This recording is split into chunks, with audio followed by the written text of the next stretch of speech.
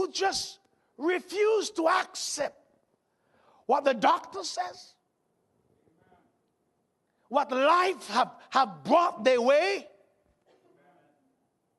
One woman, I prophesied to her when I was there the last time. And it's amazing. I love people who think this way. Like I just told you. I just told this. I told you there's an atmosphere, there's a realm of miracles in this room here. And that which was impossible is now made possible. If you believe that and adjust your thinking, adjust your heart. The Bible tells us in the book of James, they heard the word, they heard the gospel, they heard the prophecies, they heard the message, but the word that they heard did not profit them, did not materialize in their life. Why? Because they didn't add faith to what they are hearing. You know, I've been pastoring here for a while, and I realized something. I travel a lot, and thank God I travel out of this Kelowna a lot, and so I have a world view of Christianity. But I realized something. There's a lot of people looking for revival. God spoke to me. He said, when you become mature and you stop being a baby, you don't look for revival. You carry revival.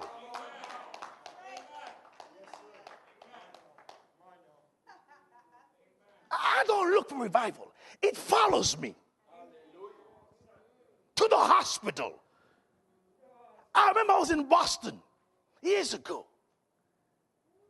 And I told the people, my wife and I are going to come and start a Bible study. And I said, Jesus will come.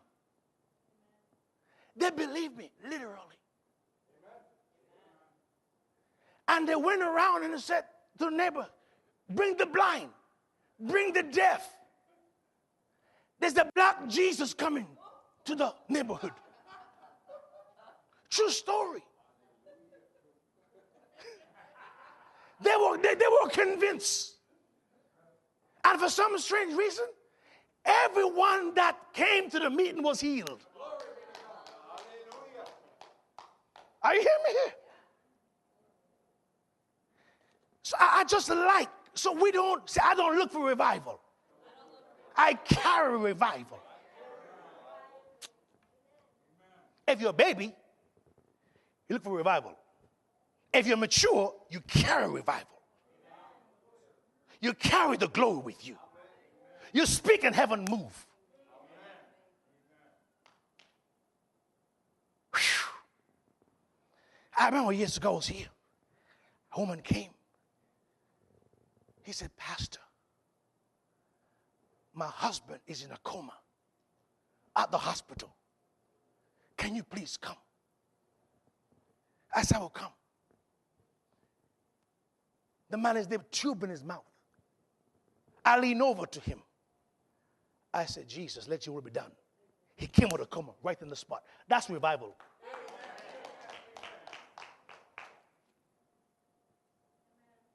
But this particular woman in Switzerland, that blessed me so much. I told her that God going to use her to do something miraculous. She interpreted it in a very strange way. She was in a little village with about 20 homes. And there was no school there for kids. No school.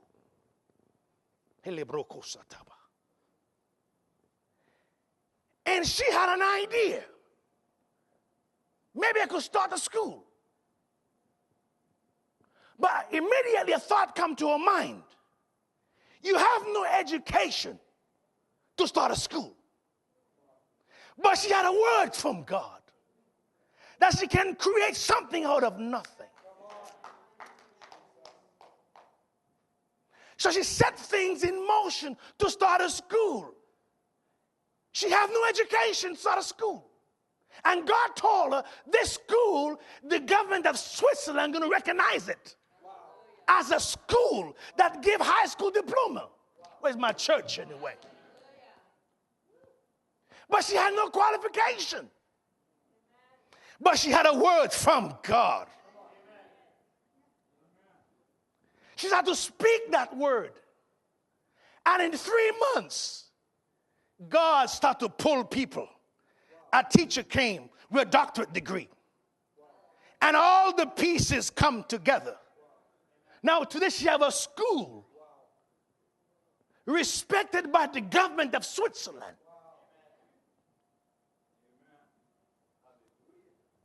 Are you hearing me here? Sometimes you don't have to worry how it's going to happen. Your words have spirit power.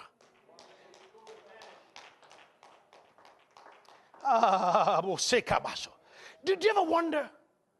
The Bible's in the valley of dry bones. Remember the story?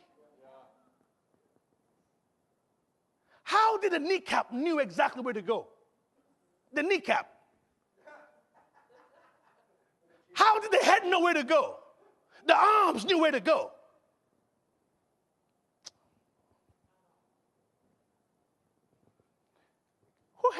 Are you here with me? The toe. The Bible said the valley was filled with dry bones. Dry bones. Yet the finger knew exactly where to go and the body. The ear knew exactly where to find the head. I'm telling you, when you're filled with the Holy Ghost, when you're filled with the Spirit of God, and you start to prophesy, you start to speak, you start to say that the God of justice that is in my spirit, when you speak, the words will go and find the right pieces, the right joints, the right supply, everything you need. Your words will find those pieces.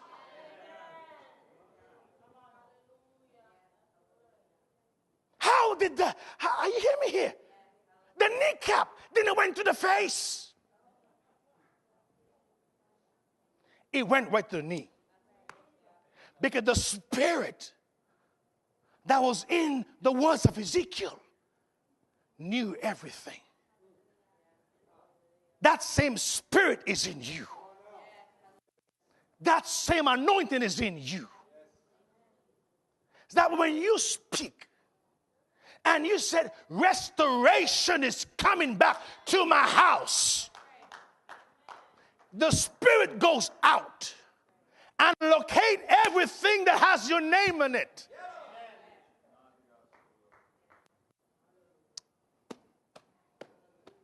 She started to speak. Lord, I don't know how it's going to happen, but I want to start a school in this region. She has a school now with 60 students. At a level of the government. The government gave her the papers to ask her, do you have a PhD? She said, I barely finished high school. But the Holy Ghost brought the right people with the right equipment, with the right education, with the right qualification. Don't mess with this Holy Ghost. He knows exactly what he's doing. Do you believe this stuff here? Look at Jesus. He asked them a question. He said, who told you about John the Baptist? How did you find John the Baptist? How did you know that he was in the wilderness? Remember, now there were no cell phone. There were no Facebook. So how did Israel knew where John the Baptist was? He started to speak words. And the words has intelligence. And the words look at hungry people. Oh my goodness. The words look at the right people. Say, I release the forces of life that will attract unto me the people, the substance, my inheritance, everything I need to fulfill my destiny.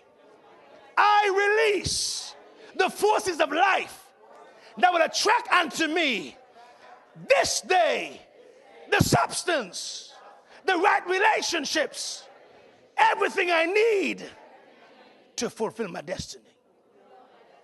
John the Baptist prophesied, prepare the way of the Lord.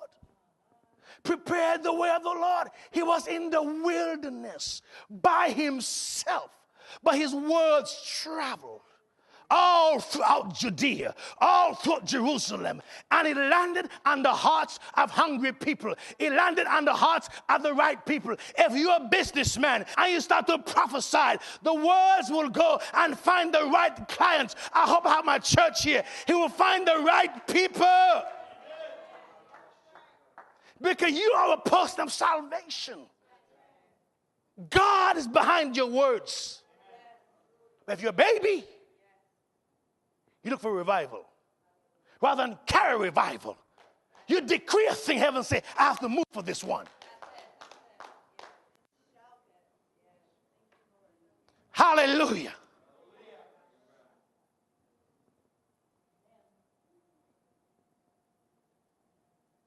I said, tell me again what happened.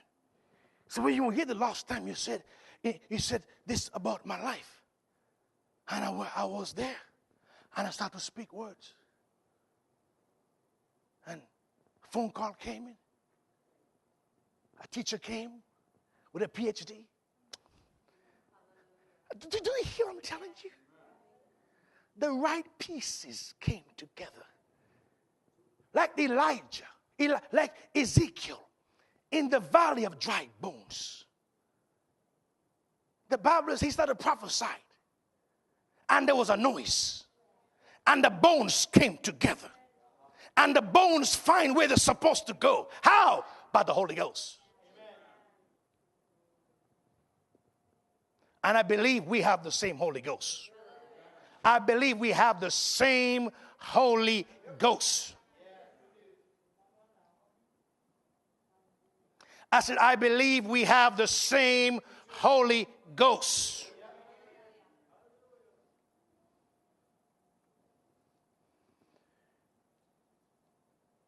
Say justice.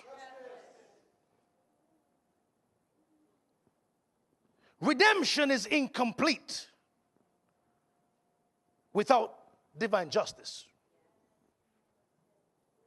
Redemption is incomplete without justice.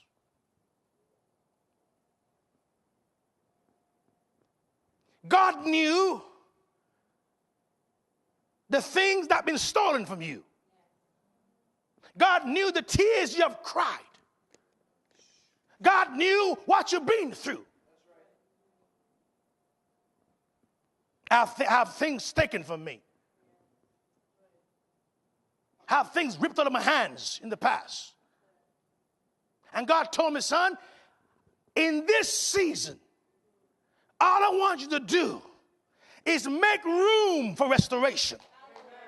Because I'm going to judge everything, every devil, every spirit that have done unjustly to you. I'm going to judge wicked spirit. Your part is to make room for the supernatural. Make room for restoration. Make plans for restoration. If you don't make plans for restoration, you're telling the God of justice, I'm not ready. Let every heart make room for him. Every heart make room for him. Every heart make room for him. I want to bring restoration. I want to bring judgment. Now, when I say judgment, I'm not talking about people. I'm talking about spirits that behind the crime, that behind the rape, that behind the injustice, that lawyer who signed his signature and caused laws, unjust laws to hurt God's people. He's not the person behind it. There's an evil behind it. So we want the God of justice to bring judgment on the evil spirit. Because there is no restoration take place until divine justice has been executed. I said there is no restoration until divine justice is executed. God told Moses, I'm sending you back to Pharaoh. I studied this. I don't know, maybe I'm wrong. But you know Moses was raised in the house of Pharaoh, right? And you know he was considered a prince of Egypt. And I believe, and the movies kind of give us the impression, and I think it's accurate in this sense, that when Moses went back to Egypt, it wasn't the father who was in charge. It was his brother that he raised with, that he grew up with, the one that he kissed and hugged. He was the one that was executing judgment on God's people. And so I could understand Moses being emotional, don't want to execute the judgment on Egypt. But God said, Moses, you can at this time, don't depend on your emotions. God gave him a rod. And God told Moses, drop the rod. And the Bible says, remember, it was a rod. It was a rod. It was a rod. It was a rod that became a serpent. Which means your debt can become money. Come on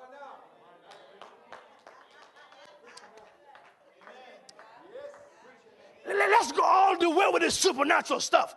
If a rod, say restoration, say restoration, say restoration. It was a rod that became a snake. And the Bible tells us when Moses dropped the rod, it became a snake. In the wilderness, Moses was nervous, because God breathed on the natural and make the natural supernatural. Then God told Moses, reach out and touch the tail of the snake. And when he did, it became a rod.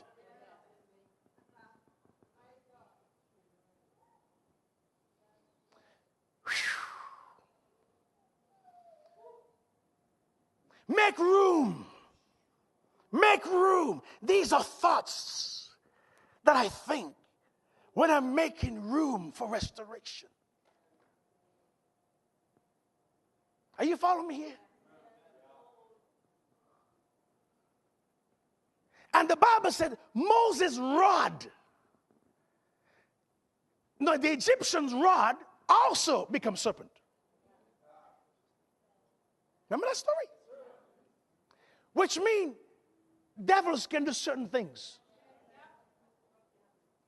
But devils cannot heal the sick. Why? It takes love to heal the sick. And love is the mark of the Messiah. Healing is the mark of the Messiah. Are you hearing me here? But they can perform miracles. Even miracles they perform is aimed to manipulate the one that is watching, to take them into deeper darkness. Are you in this place here? But the Bible tells us that Moses' rod swallowed up the snake. So to make room for restoration, it starts right here. In your thoughts. In your thoughts. I'll give me an example of this. Do you remember the story when the Bible says Jesus turned the water into wine? It was water.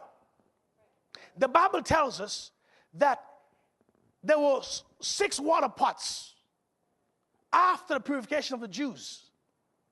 What happened when the Jewish people, this is amazing, would come into the temple, they would wash their hands and wash their feet with the water. So can you imagine the condition of the water? It was the same water. But when heaven comes and something that is not acceptable to our consciousness, it becomes a miracle. The Bible says, the Bible tells us, Jesus told them to draw the water from the, really slow. I'm going somewhere here because your miracle is located in your problem. Jesus told them, draw the water from the water pots and take it to the governor. And the Bible tells us when the governor drink the water, which have now become wine, the disciples says they knew where the water came from. You have to read your Bible sometimes. They knew exactly where the water came from. And the governor, the guy of the what name again? The guy in charge, they said, this is a strange wine. Because usually at a party, you bring out what? The best first. And when people are drunk, you bring out the old stuff. But you have saved, come on, the best wine for last. Jesus performed the miracle. He performed the best miracle from something that was dirty, from something that, oh my God. What I'm saying, when you make room for the supernatural, when you make room in your mind and your heart for restoration, God would take something that looked ugly, that looked filthy, and breathe on it to prove to you that He's God. He liked to prove to people that He's God. So no man can receive the glory. No man can say it's because of my skills. It's because of my smarts. So He take the foolish things of this world to confound the wise and bring to naught the things that are. He used the things that has no importance in the eyes of men to bring down the mighty. So we can know that He's God. We can know, oh my God, this is God. I was always questioned that if He's real, but now I know He's God. And you go home to your room, you hold your pillow like me, and tears flow from your eyes because you know I've experienced God this week.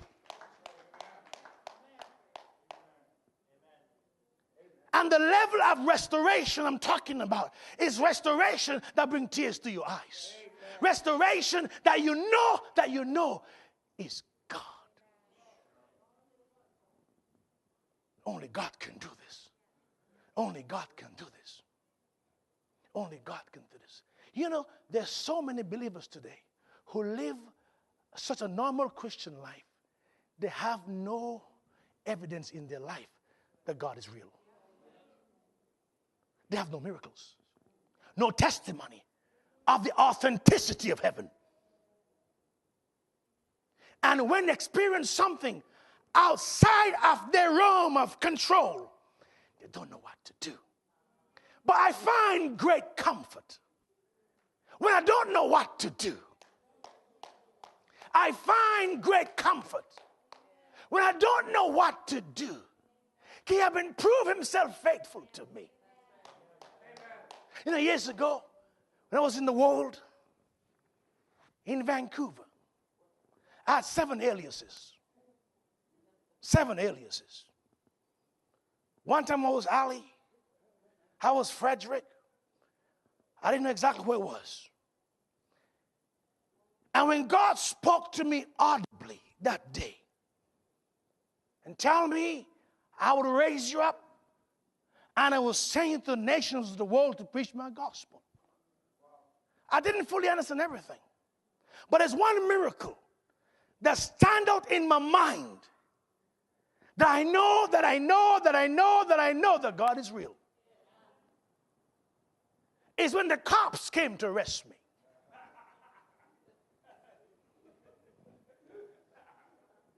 "25 police officers with their guns knock on the door to arrest me." That was 27 years ago, remember now. Don't leave it. Say, "Have you heard the pastor? The black pastor downtown was arrested." That was before Christ.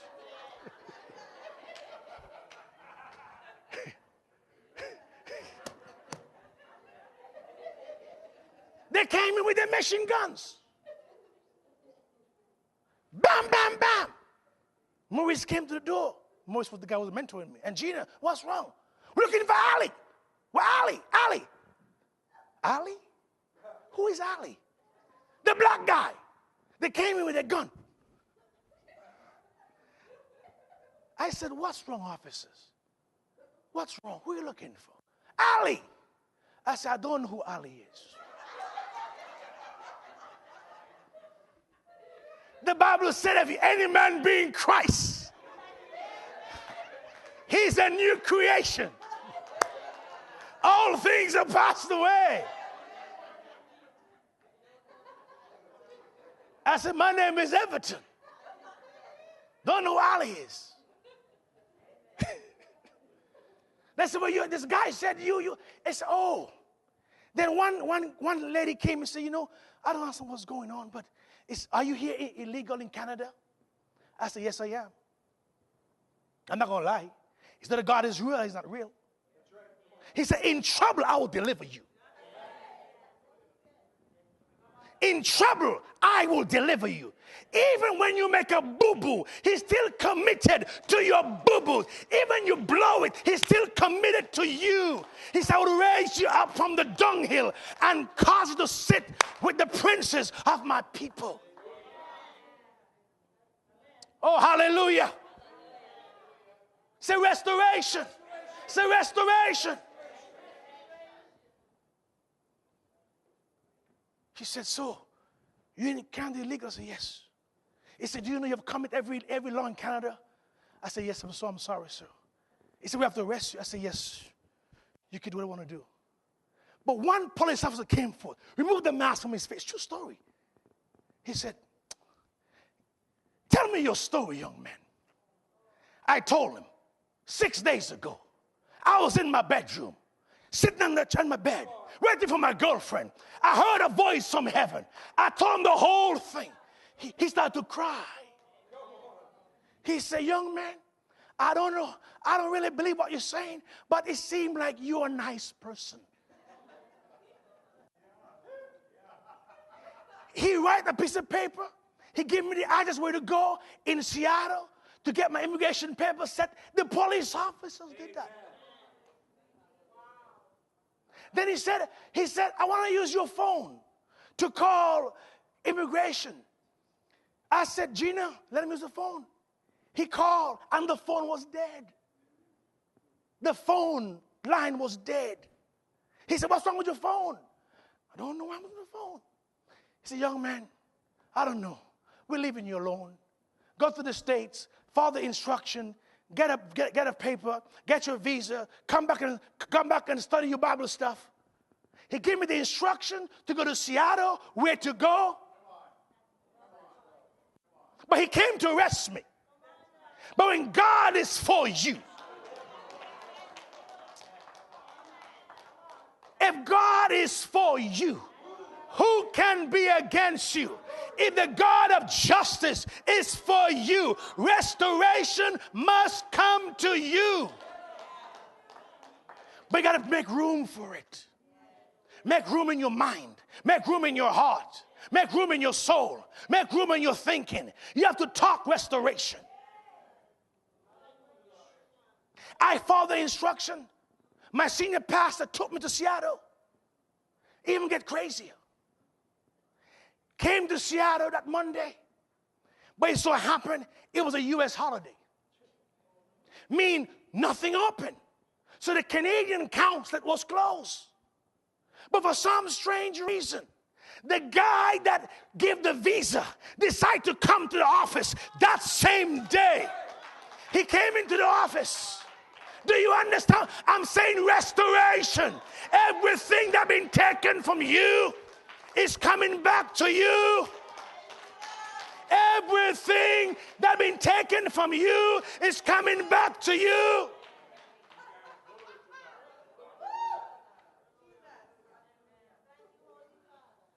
Pastor Coley came in. He said, this is our young man. God bring him to this country here, to America, to Canada, to be a pastor. And we needed a visa. He said, are you aware it's a holiday? I said, we didn't know. He said, give me your passport. He stamped my passport. Came across the border. Those little boots. Right there was some born-again believers. They take my passport. They say, welcome in, brother. Preach Christ in Canada. Hallelujah. God is restoring things.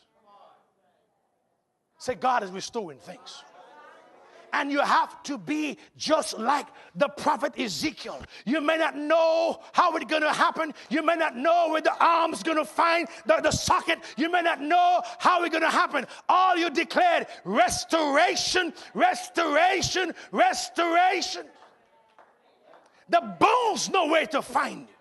The right person know where your address is.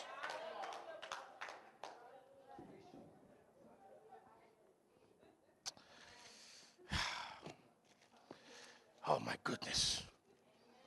Oh my goodness. The Holy Ghost said the demons and the principalities of injustice are already being judged. All you have to do in this season, make room. Make plans for restoration. Make plans for restoration. Make plans for restoration. Make plans for restoration. Say, I'm making plans for restoration. Make plans for restoration. If you can't become pregnant, go and get some cribs. Come on, Babakasha. Get some cribs. Put the crib in your little house there and say, listen to me. Mommy and daddy will see you soon. Are you in this place here? If you don't have a man, you get some suit, put it inside of you. My God, you get some suit, hang it up and say, sweetheart, very soon we're going to have dinner. Very soon we will have dinner. Make plans for restoration. Make plans for restoration. I'm making plans for restoration. I'm making plans for restoration. Whatever you know that needs to be restored to you, make plans for it. Make plans for it. Like those women, after the crucifixion of Jesus, they said to themselves, in Mark chapter 16, we're going to go and buy spices because we're going to go to the tomb and anoint the body. How in the world you going to anoint the body when there's soldiers around that tomb? When the tomb is sealed, how in the world you can get to the tomb? It doesn't really matter. You just make plans. And the Bible said they went and gathered spices. They went and buy the spices. And they start to walk to the tomb. They don't know how that stone can be opened. It doesn't really matter. You make plans for the supernatural.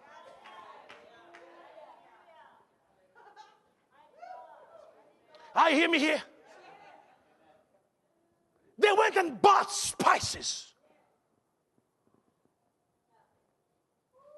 You don't wait for spices. You go and buy the spices. Why? I'm making plans. I'm going to the tomb. I don't care what executive order is by the tomb. We're going to see the body of Jesus. And while they were going to the tomb, they said to themselves, who will roll away the stone? And when they looked up, the stone was rolled away already.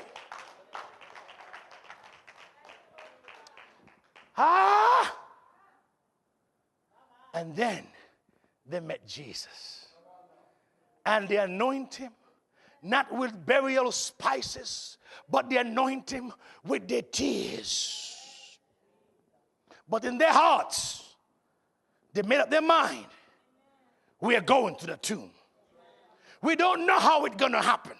We don't know all how God's going to restore this. But there's one thing I know. Restoration will come to the weak's family. I don't know about you. There's one thing I know. Everything the devil have stolen from me and my house, the devil going to pay.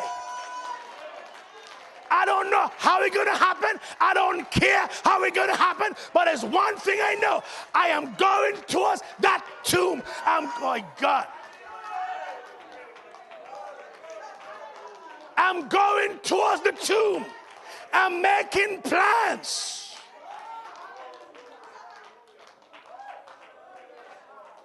I'm making plans.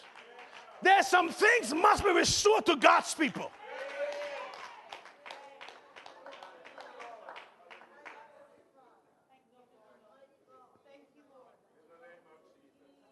The woman with the issue of blood. The Bible says she lost everything. She spent everything in the doctors. The blood's still flowing.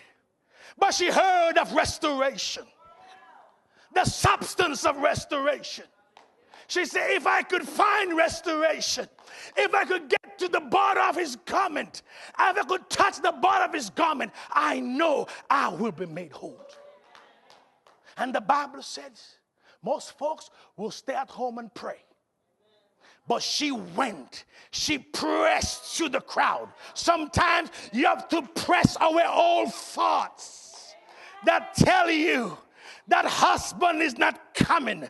You got to press all thoughts and that tell you you will not get pregnant.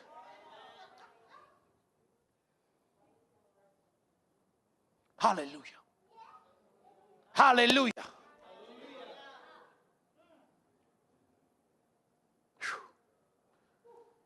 Libokosata. Shatabrokosita. You're aware of those thoughts, right? That come to the forefront of your mind and tell you you're getting too old. No man gonna find you attractive any longer. But the Bible tells me something. When Grandma Sarah was 80 years old, she started to believe the Bible. And her skin become beautiful. Her face become tight again. That even the king, the young 24-year-old king, desired to have an 85-year-old grandma. You better help me preach the message here. Why would a king 25 years old desire a grandma? I believe shapes start to come back to Sarah. I believe Sarah started to look beautiful again. Restoration.